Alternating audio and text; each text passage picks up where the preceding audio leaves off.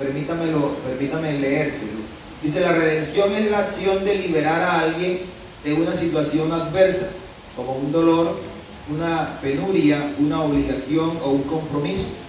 En el cristianismo, la redención es la liberación de la humanidad del pecado a través de la muerte de Jesús en la cruz. Amén.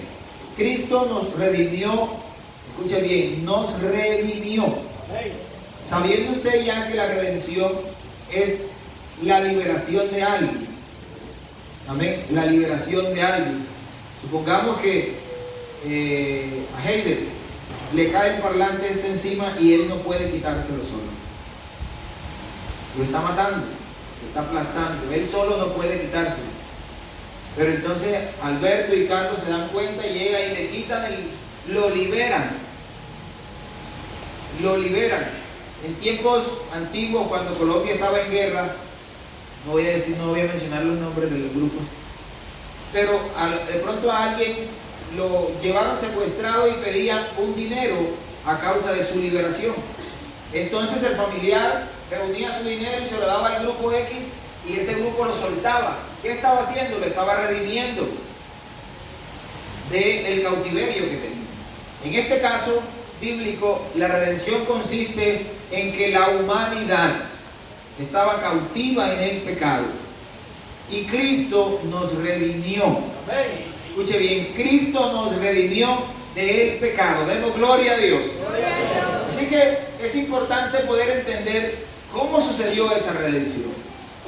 ¿Cómo sucedió esa redención?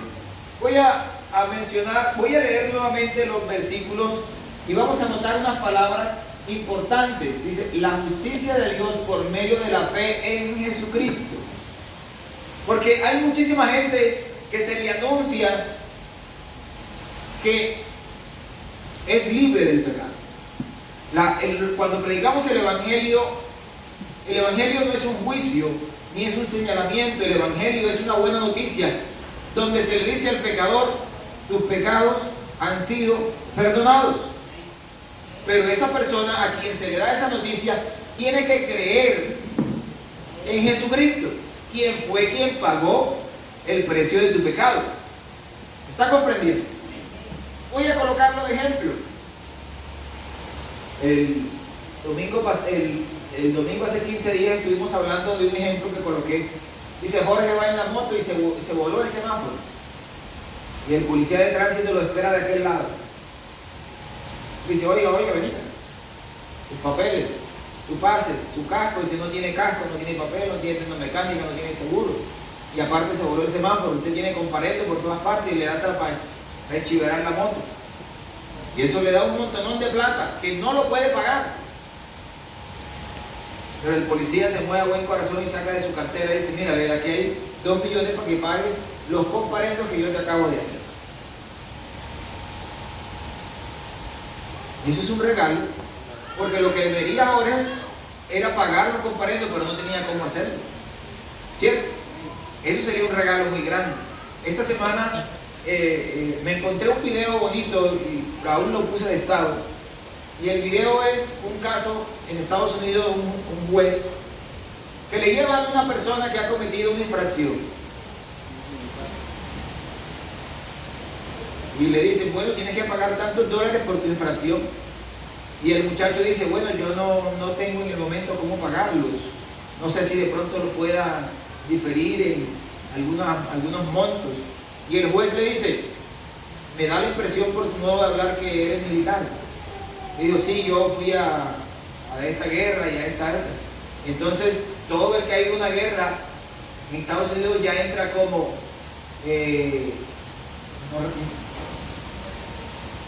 pero hay otra palabra que usan allá. Héroe de guerra. No, bueno, no es héroe, como veterano de guerra. Entonces el juez le dice: ah, tú fuiste, qué bueno, me alegra que estés aquí. Dice: bueno, de otro veterano de guerra yo recibí una donación para que la repartiera según me pareciese a mí. Tu infracción vale $35, por decirlo así. Yo de aquí, de lo que me mandaron, yo voy a pagar tu infracción, así que ya no debes nada. Te puedes ir. Pero no quiere decir que le perdonó la deuda, sino que de lo que él tenía aquí, le pagó la infracción al hombre. ¿Me está comprendiendo? Escuche bien, Dios no es que nos ha pasado por alto el pecado de todos. Ah, bueno, ya me olvidé de eso. No, no, no. En la redención no consiste así. En la redención hay que pagar un precio. Así es. Lo bonito del Evangelio es que Cristo pagó el precio y nos redimió de la condenación del pecado. Grite gloria a Dios. Grite gloria a Dios. Gloria a Dios. Váyase un momentico a Ruth capítulo 4, el versículo 7.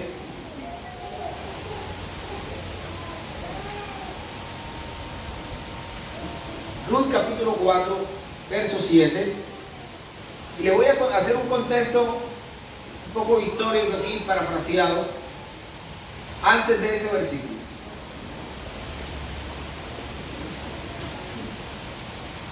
Ruth está viviendo un momento de aflicción. Su esposo se ha muerto, su suegro se ha muerto, su cuñado se ha muerto, y regresa Ruth, Noemí y la otra no recuerdo, y Orfa. Y Orfa regresan a su tierra en llanto.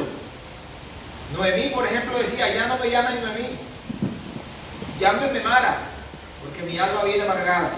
El Señor puso su mano contra mí. Orfa dijo: bueno, yo hasta aquí les acompaño, y se fue a su tierra. Noemí le dijo, Ruth le dijo a Noemí: no, no, donde tú estés yo voy a estar, y tu tierra será mi tierra y tu Dios será mi Dios. En otras palabras, si vamos a pasar hambre, pasamos hambre las dos juntas, pero yo estoy contigo.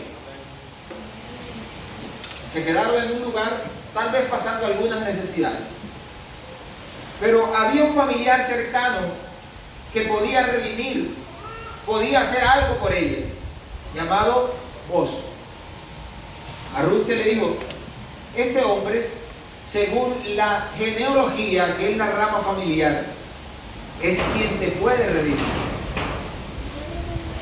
Y Ruth fue de noche y se acostó a los pies de él. Cuando él se despertó, encontró a la mujer ahí acostada a los pies y se asustó. Bueno, ¿y tú quién eres? No, yo soy Ruth. Y comenzó a indagar y resulta que era familiar. Que era familiar. Y él dijo: bueno, yo te puedo redimir, pero antes de mí hay un familiar que tiene el mismo derecho. Y por orden, él debe hacerlo. Si él no lo hace, yo lo hago. Vamos a leer el texto ahora sí. Dice: había ya desde hace tiempo esta costumbre en Israel, tocante a la redención y al contrato. Escuche bien.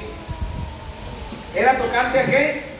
A la redención, de lo que estamos hablando hoy. Que para confirmación de cualquier negocio, el uno se quitaba el zapato y lo daba a su compañero, y esto servía de testimonio. En otras palabras, si yo iba a hacer un negocio, supongamos que yo iba a hacer un negocio con Yana, yo tenía que quitarme la sandalia y dársela.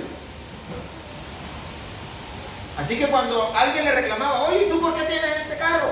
Ya no podía decir: aquí está el zapato del pastor, es muestra de que él me vendió el carro. ¿Me está comprendiendo? Había que entregar algo. Había que entregar algo. Eso era correspondiente a la redención. Cuando el Señor desea redimirnos del pecado, hay que entregar algo. Había que redimirnos con algo, con un precio. El asunto es que para redimirnos había que hacerse con sangre. Y la sangre de los humanos estaba contaminada. No había quien. De hecho, la Biblia dice que Dios miró desde los cielos a ver si había un justo que hiciera lo bueno y no lo halló. Es como cuando usted quiere echar agua limpia en un tanque y todos los tanques están sucios. Imagínese usted trabajando en un lugar donde vendan gasolina, pura pimpina por todas partes, y dice: no, necesito una pimpina limpia, y resulta que todas están sucias de gasolina. ¿En cuál de esas podemos echar agua? En ninguna. ¿Por qué? Porque todas están contaminadas. Bueno, así estaba la raza humana. Todos estábamos bajo la ley del pecado. Demos gloria a Dios. El Salmo 49, versos 7 y 8, colócalo por favor. Salmo 49, versos 7 y 8, habla de la condición de la humanidad.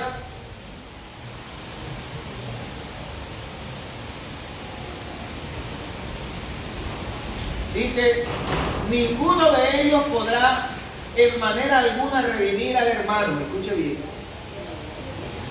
ni dar a Dios su rescate.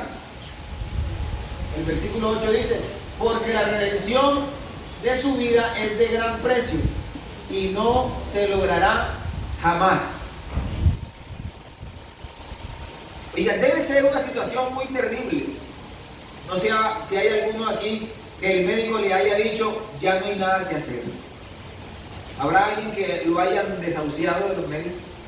Debe ser muy terrible que el médico le diga, amigo, ya no hay nada que hacer. Váyase para su casa porque es que no hay nada que hacer. Llévense a su familiar para que muera en casa porque ya no hay esperanza.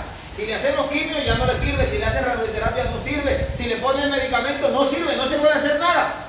Solo llévenselo para la casa para que se muera. Tiene que ser una situación muy triste. ¿Cómo se sentirá el paciente? Aún el mismo médico debe sentirse frustrado después de tanto estudio y tanto interés de salvar y de otorgar un beneficio. Tener que decir que no hay esperanza. Oiga, la humanidad no tenía esperanza. Escucha bien lo que dice la Biblia. Y no se logrará jamás. La redención del ser humano no se podía lograr. Porque todos estábamos cautivos en el pecado. ¿Está comprendiendo? Todos estábamos cautivos en el pecado. No había esperanza alguna. Pero Efesios capítulo 1, versículo 7 al 8.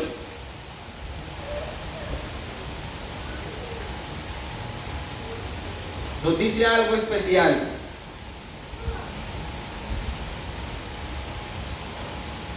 Efesios capítulo 1, versos 7 y 8 dice, en quien tenemos redención por su sangre.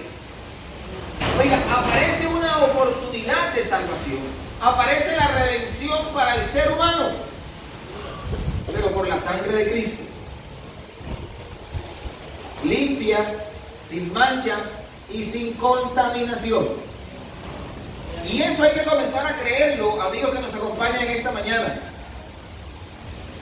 Porque usted, me dirijo a los amigos, usted amigo que todavía no se ha bautizado en el nombre de Jesús, a usted también el Señor lo redimió. Oiga, el Señor redimió a toda la humanidad. Si hubiese un hombre malo aquí, malo, que tal vez todos juntos no pudiéramos imaginarnos que pudiera recibir perdón de pecados, también por él el Señor derramó su sangre preciosa. Abro un paréntesis y le voy a contar un testimonio. No que me contaron, que yo vi. Cuando estaba muchacho, aún estaba soltero, asistía a la central de Valledupar. Y ahí en esa congregación había un comité que fue uno de los que comenzó en esta zona a hacer trabajo carcelario. Recuerdo que la líder era la hermana Carmen Yanila, una hermana morena que era maestra. Y nos convocaban a los músicos. En la semana del preso nos convocaban para ir y hacer cultos a los patios. Inicialmente íbamos a la judicial, a la cárcel judicial, pero luego nos llevaron a la penitenciaría nacional. En Valledupar le llaman la Tramacúa. Es una cárcel muy grande, con paredes muy altas. Y entramos a todos los patios. Había un nivel de violencia muy alto esos días. Muertes constantemente, pleitos, se enfrentaban con los guardias. Era un ambiente muy tenso. Pero desde que comenzó la campaña, recuerdo que fue un lunes, entramos esos 8:30 de la mañana. Nos hacían la revisión, entrábamos en el parlante. Yo iba de pianista e instalaba el sonido. Un parlante, la consola, 2 micrófonos, el piano y listo. Y entrábamos patio a patio. Me llamó la atención que los guardias entraban primero y hacían como un cerco de seguridad. Pero nada pasaba. Yo me preguntaba, bueno, pero ¿por qué entran así? ¿Por qué entran así? enseguida conectaba la extensión, ponía la cabina, el parar los micrófonos, probaba y instalaba el piano y listo, comenzábamos a cantar. Luego predicaban un sermón poderoso e invitaban si había alguien que le entregara su vida al Señor. Pasaban esa cantidad de presos, se arrodillaban. Y los guardias decían, pero qué raro. Porque es que cuando, antes de que ustedes llegaran, solo de nosotros entrar al patio, se amontonaban contra nosotros a golpearnos y se armaba el motín enseguida. Pero ahora que entran ustedes, nadie corre a agredirnos. Uno sí veía la actitud que ellos entraban así como agresivos, con los escudos y todo, y nada pasaba. Yo decía, claro, yo lo veía un contexto, no una parte. Decía, pero ¿qué pasó? No hay violencia. Y salíamos de ese patio y el patio quedaba en paz. No había pleito, no había entre ellos violencia, no había agresión ninguna. Oiga, se bajó el margen de violencia más de un 50% en la cárcel. Estuvimos lunes, martes, miércoles y llenamos todos los patios. Solo nos faltó un patio que otra iglesia, una iglesia trinitaria había entrado y había hecho campaña. Pero ese patio hizo huelga el jueves, hizo huelga de hambre. No aceptaron alimento porque ellos pedían que los pentecostales entraran e hicieran también el culto, la campaña. Porque si todos habían entrado a todos los patios, ¿por qué donde ellos no? El patio más violento. Entramos ese viernes temprano. Hasta los guardias nos prevenían y nos decían, tenga cuidado, que ese es el patio de tal grupo. Ese es el patio más violento que hay. Claro, a uno le daba como cierto nerviosito, ¿no? Pero entramos, hermano, y era como si estuvieran ustedes ahí, tranquilitos. Hicimos nuestro culto, los especiales, y bueno, ya salimos y nos dice un guardia, bueno, ahora vamos a ir a la zona especial. ¿Zona especial es usted? No, la zona especial es un lugar de 3 pisos. Allá están los presos de más alta peligrosidad del país. Presos que no pueden estar con otra persona en la celda, porque son tan peligrosos que cualquiera que pongan allí corre peligro, o ellos mismos corren peligro que otros los asesinen. Y entramos a una zona especial, hermano, y a mí me partió el corazón esa zona especial. Un edificio de 3 pisos allá, donde solo se veía paredes y cielo. Allá en la esquina había un guardia con un francotirador allá. En la otra esquina otro francotirador. Allá en la otra esquina el otro francotirador. Y cada celda era aproximadamente por ahí 2,5 metros. Del grande de la colchoneta era lo único que tenía techo. El resto entraba el sol. Había un lavadero, había un sanitario y había una ducha. Y las rejas eran de a pulgada, así como el grueso del micrófono varillas de a pulgada, donde solamente podían entrar los dedos, ni siquiera entraba la mano. Llegamos, decía el guardia, no le den la mano ni se acerquen. Si les ofrecen, les dan algo, un papelito, no se lo reciban. No se acerquen, caminen lejos. Y resulta que es que Dios hace otras cosas. La hermana Carmen Yanila, que era la líder, una hermana morena, llena de Dios y llena de amor. Hermano, yo no sé cómo hacía, pero la hermana le daba la mano a toda esa gente. Se acercaba, hijo, ¿cómo estás? Dios te bendiga. Hijo, ¿cómo estás? Dios te bendiga. Y el guardia le decía, oiga, por favor, aléjese, cuidado. Algunos de ellos han ahorcado. Yo no sé cómo hacían, querida iglesia, en realidad no sé cómo hacían, porque ahí había muy poquito espacio. Pero algunos metían las manos y cuando venía el guardia lo agarraban y ahí los ahorcaban. Impresionante. Pero es que una cosa es el mal y otra cosa es el poder del evangelio. Gloria a Dios. Otra cosa es el poder del evangelio. Y la hermana se caminó todo eso. Los jóvenes, acérquense que vamos a orar por ustedes. Se predicó el evangelio y uno veía cómo esa gente... Hermano, una cosa es decirlo y otra cosa es ver. De pronto usted ha visto una persona que ha matado a otra y tiene cara de malo. Pero otra cosa es escuchar, ese joven que tiene 20 años ha matado a 180 personas. ¿Verdad? Yo me quedé aterrado. ¿Cómo es posible que una persona pueda llegar a hacer tanta maldad? Pero dice la Biblia que donde abundó el pecado, sobreabundó la gracia. Recuerdo como el día de hoy, alguien que se acercó y dijo, gloria a Dios. tenía un uniforme de esos que le dan allá. Los que han ido al colegio saben que a veces uno raya el jean con lapicero azul, ¿verdad? Y después quiere lavarlo y tiene que darle mucho cepillo. Y aunque le dé mucho cepillo, hay sombra de la tinta y desgaste de la tela. Así estaba el uniforme de ese preso. Tenía marcas del grupo donde había pertenecido. Pero dijo: hermano, tengo 15 días de estar en ayuno, porque me trasladaron para este lugar y mi familia lo sabe. Puede consultarlo. Este es el número del pastor de la iglesia pentecostal que me bautizó en Villavicencio. Aquí está, por favor, llámenlo. El Señor me llenó con su Espíritu Santo. Tenía una Biblia, un himnario y un cuaderno, y lloraba al escuchar las alabanzas y decía: Señor, tú eres bueno. Ese hombre llevaba 15 días diciéndole: Señor, envía a alguien a este lugar que por favor pueda tomar el número de teléfono y avisarle a mi esposa que estoy aquí. Por eso cuando alguien canta: que calma el recio viento, no hay otro Dios como tú, que cuenta mis cadenas. Oiga, cuando alguien se humilla en la presencia de Dios, Dios hace cosas extraordinarias. En nuestros planes no estaba ir a ese lugar, ni aún ni en los planes del director de la cárcel, pero había un hermano nuestro allá, que en su ausencia de Dios había cometido muchos pecados, mucha maldad, muchos muertos muchos asesinatos había cometido, pero que ahora en Cristo tiene redención por su sangre. Hay perdón de pecados porque ha creído en Jesucristo.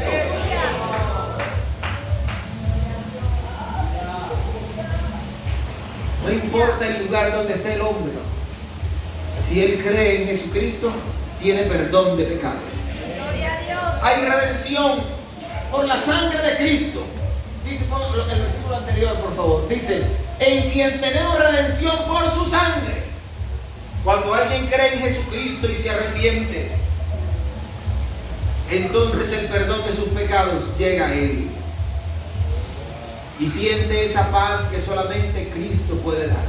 Escuche bien: en quien tenemos redención por su sangre, el perdón de pecados según las riquezas de su gracia. Verso 8: que hizo sobreabundar para con nosotros en sabiduría e inteligencia, dándonos a conocer el misterio de su voluntad, según el beneplácito, el cual se había propuesto en sí mismo. Escuche bien: el plan de la redención consiste en que Cristo entregó su vida para colocarla en propiciación de nuestros pecados. En Isaías está escrito y dice la palabra: porque yo mismo iré y yo salvaré. Y lo hemos creído, lo hemos entendido, hemos obedecido a este evangelio y hemos hallado redención en la sangre de Cristo.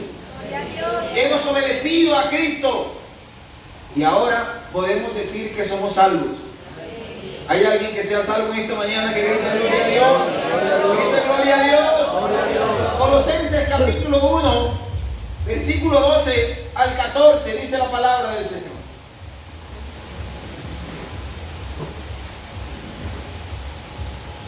Colosenses capítulo 1, 12 dice: con gozo dando gracias al Padre que nos hizo aptos para participar de la herencia de los santos en luz, el cual nos ha librado de la potestad de las tinieblas y ha trasladado al reino de su amado Hijo, en quien tenemos ¿qué? En quien tenemos ¿qué? ¿Por qué? Por su sangre. En quien tenemos redención por su sangre. Querida iglesia, hay que comenzar a creer verdaderamente que Cristo pagó el precio de nuestro pecado. Y todo aquel que ha obedecido a Cristo no puede dejarse engañar del enemigo. Y abro un paréntesis para decirle nuevamente que el enemigo es un engañador. Y usted, el enemigo, no debe creerle nada. No puede creerle nada. Pero hay gente creyendo al enemigo. Esta semana una sobrina pedía oración por una amiguita de ella del colegio que decía: tío, mi amiga viene sufriendo de depresión y ha intentado quitarse la vida, porque hay una voz que le dice: tú no mereces vivir. Yo le dije que se acercara a la iglesia y comenzó a ir a la iglesia, pero luego se desanimó porque esa voz le dice: es que no hay perdón de pecados para ti. Tú no mereces que el Señor te perdone. Y ella dejó de ir, digo, y está en grande aflicción. Ayúdame a orar. Yo le dije: no es que yo ore a mi Señor, ten misericordia de ella, es que ella necesita creer. Yo le dije: permíteme hablar con ella. Hicimos una llamada a conferencia y oré por ella. Porque todo aquel que cae en depresión, todo aquel que comienza a creerle al diablo, lo primero que comienza a sentir en su vida es que no tiene sentido vivir, que no vale la pena vivir, que no hay esperanza, de que es mejor, alguien dirá, es mejor colgar el higo y ahorcarse, es mejor tomarse un veneno, es mejor cortarse la pena, pero porque no ha entendido que en Cristo hay redención. Pero todo aquel que ve a Cristo por la fe y recibe el evangelio de poder, comienza a tener gozo en su corazón. Demos gloria a Dios. Hay gente aquí, hay alguien aquí que le ha creído al enemigo, porque el diablo se acerca y le dice: ya no hay esperanza para ti. Dios se olvidó de ti. Y la gente dice: ay, sí, verdad, estoy solo, Dios se olvidó de mí. Y resulta que Dios es fiel. ¿Saben qué dice la Escritura? Y aunque tú seas infiel, Él permanece fiel. Gloria a Dios. Si hay alguien que ha cometido pecado y el enemigo lo viene señalando y le dice: ya no hay esperanza para ti, esta fue la última oportunidad, yo quiero decirle algo en el nombre de Jesucristo. Primera de Pedro dice la palabra de Dios: hijitos, os escribo para que no pequéis, pero si alguno hubiese cometido pecado, abogado tenemos para con el Padre, a Jesucristo el justo. Gloria a Dios. Y en Cristo tenemos perdón de pecado. Escucha bien, no es para que tú cometas pecado, no, pero si alguno ha resbalado, los que somos padres y hemos tenido varios hijos, a veces uno alista a su hijo y mientras que está alistando a su último hijo, el primero que alistó se resbaló sin querer y se cayó y se ensució la ropa. ¿Qué hacemos? ¿Cambiarlo? A veces nos toca bañarlo otra vez, ¿cierto? Nos toca bañarlo otra vez y cambiarlo, y salimos con ellos para el culto como si nada. Amén. Y Dios, como buen padre, como el buen pastor, y dice el Señor Jesús: el buen pastor su vida da por las ovejas. Cuando uno entiende esto de la redención, hermano, escuche bien, usted no está en la iglesia porque a usted le gustaba el evangelio, no, usted está en la iglesia porque el Señor lo rescató. Escuche bien, lo rescató del reino de las tinieblas y lo trasladó. En el reino de las tinieblas suceden cosas tan terribles que tal vez usted practicó, tal vez usted vivió, tal vez el enemigo hizo en usted. Pero cuando llegó a Cristo, hermano, la vida cambia. Ustedes son testigos de eso. Algunos aquí eran esclavos del vicio. Hay gente que no podía dormir si no consumía algo. Pero ¿qué sucedió cuando llegaron a Cristo y humillaron su corazón? Porque esa noche durmieron sin fumarse algo. ¿Por qué durmieron bien y antes no podían dormir? Es que antes estabas en la esclavitud del pecado, pero Cristo te redimió por su sangre preciosa, te trasladó al reino de su amado Hijo, a un reino de luz, a un reino de paz, a un reino donde mora la justicia, a un reino donde Cristo es el Rey y Señor de señores. A ese Cristo vale la pena seguir, vale la pena amarlo, vale la pena aplaudir su nombre, mencionarlo, porque es el único Dios verdadero. Demos gloria a Dios, demos gloria a Dios.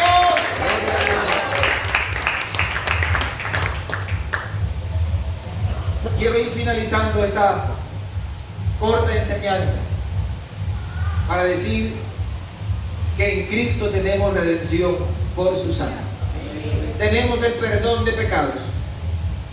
Y cuando uno crea esto, entonces no le queda otra cosa sino obedecer en fe a lo que ha recibido. Amén. A lo que ha recibido. No sé si de pronto alguno de ustedes ha tenido la bendición o la oportunidad de recibir una herencia. Que día hablaba con una persona que sus padres habían muerto y sus padres les habían dejado unas casas, una finca, y el abogado a cargo de leerles el testamento pues los reunió a todos y les dijo: bueno, era la voluntad de su padre que tú, el único varón, te quedaras con la finca y tú te quedaras con la casa que está ubicada en tal lugar, y tú, la otra chica, te quedarías con la otra casa. Y ante esa lectura, cada uno hace propio lo que el testamento autoriza que le deja a su padre, ¿cierto? Así que el muchacho, el dueño de la finca, no, pero es que la finca vale más, pero es que es la voluntad de su padre que él se quedara con la finca. Tú te quedas con la casa y tú te quedas con la otra casa. Y cada uno toma esa herencia que se le ha otorgado. Esta iglesia tiene una herencia preciosa que Cristo nos ha otorgado. Y cuando yo me imagino a esa gente que le dice: bueno, tú eres el dueño de la finca. Pues sabe, yo me imagino que ese muchacho entró con toda confianza, ¿cierto? Esta es mi finca.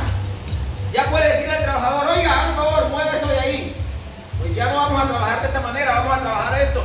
¿Por qué? Porque ahora es el dueño por heredad de esa propiedad.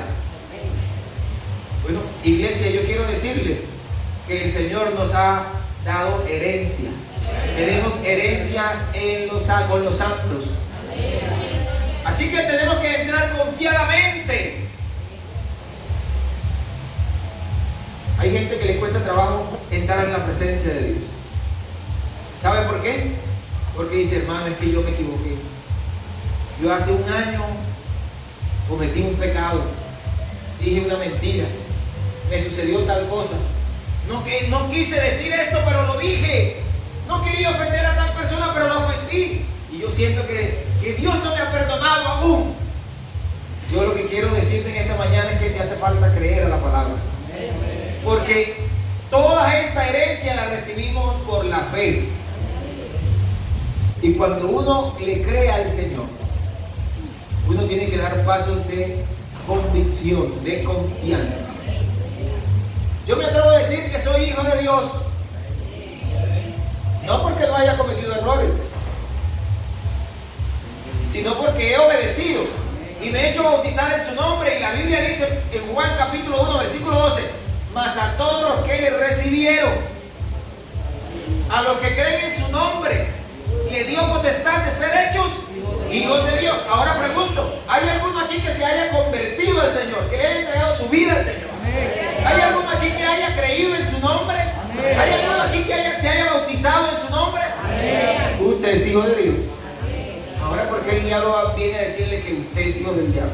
Que usted no es hijo de Dios. ¿Por qué tiene que creerle al diablo? Es mejor creerle al Señor. ¿Usted cree que a ese muchacho que le dieron la finca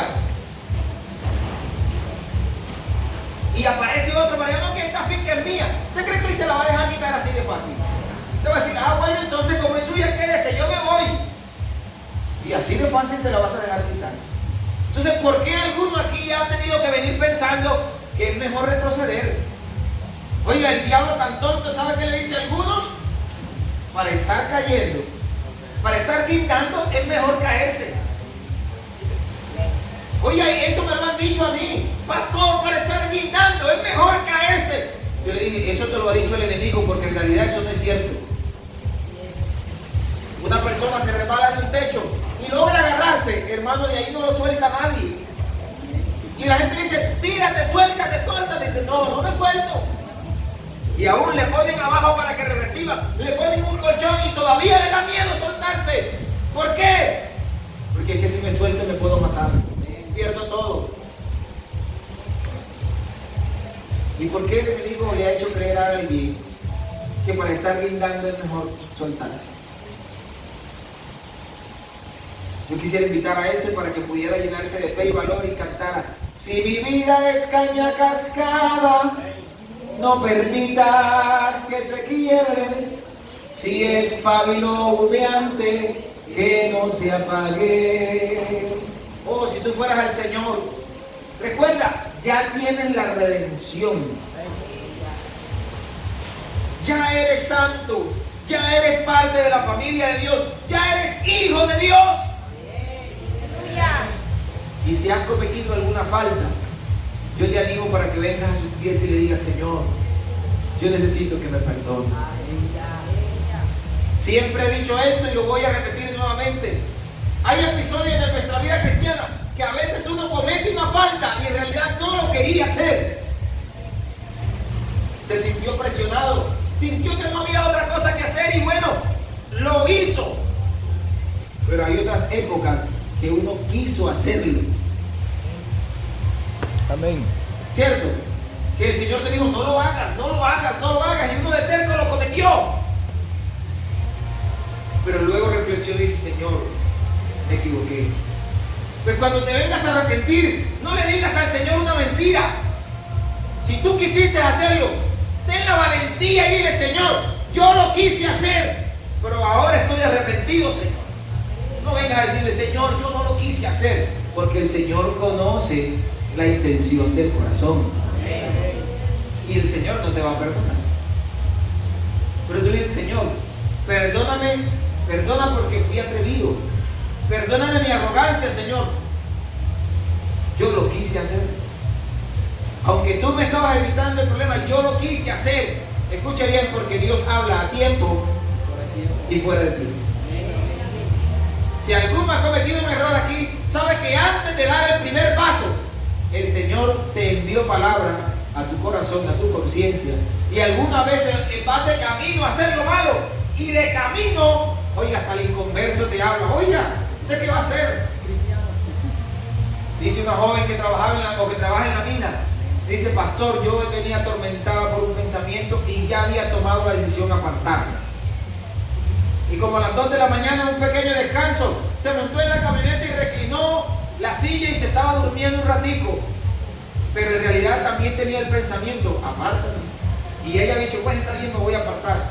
Hoy hay una fiesta y todo eso. Y ella que está pensando esto, y se montó un compañero de la parte de atrás de la camioneta. Le dice: oye, el Señor está pronto a venir hoy. Y al ratico se bajó y ella quedó como: y yo me quiero apartar y el Señor está pronto a venir. Oiga, las piedras hablando. Iglesia, es mejor creerle al Señor. Escucha bien, nosotros fuimos redimidos de la condenación del pecado. Fuimos redimidos a precio de sangre. El Señor nos redimió de la condenación del pecado. ¿Por qué no disfrutas esta redención?